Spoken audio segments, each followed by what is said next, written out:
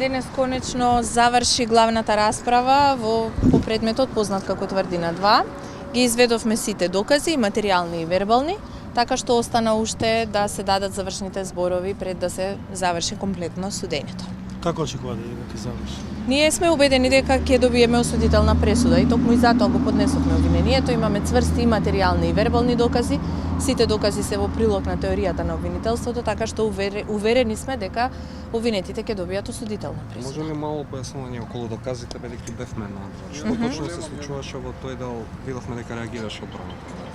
Во која смисла? Па околу делот на барањата што им беа одбиени за дополнување на докази. Да, вака, од наша, да. Од страна на обвинителството беа приложени како докази, дополнителни докази во смисла да се потврди дека ова јавно обвинителство е стварно надлежно за овој предмет, односно дека се работи за предмет кој што е поврзан со незаконското следење на комуникациите.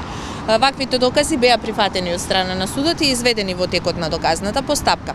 Одбраната од нивна страна имаше побарано како докази да бидат изведени дел од списите кои што се веќе уништени, со тоа што наведуваше дека истите треба да бидат прибавени од други организациони единици. Ние се спротивставивме на ваквиот предлог, имајќи предвид дека во конкретниот случај важно е дали се тие уништени и дали обвинетите ги уништиле, а не е важно воопшто дали постои таква втора или трета копија, затоа што за тие копии пак одговараат вработените во државните органи кои што се задолжени со таквата документација и од тие причини верувам дека и судот им го одби предлогот на одбраната, така што, како што кажа веќе, ја завршивме доказната постапка. Значи има копии од тие документи што се уништени на други места, на други локации? Видете, не би знаеле, можеби има, можеби не. На дел од нив со сигурност нема, затоа што се исклучиво документи кои што се создадени во рамки на одделот за оперативна техника при управата за безбедност и контраразузнавање.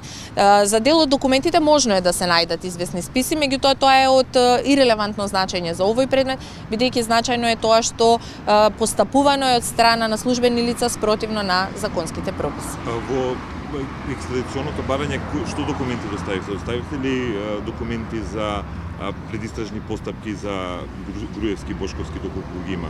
И дали за овој случај ќе биде во екстрадиционото барање исто посечено?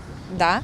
Значи од тоа што ние го упативме како барање, тоа се сите активни предмети во кои што се јавуваат обвинетиот Горан Груевски и обвинетиот Никола Бошковски, така што опфатено е и ова барање како барање, односно упатено е барање за екстрадиција и за овој предмет, како предмет каде што обвинетиот Горан Груевски се јавува.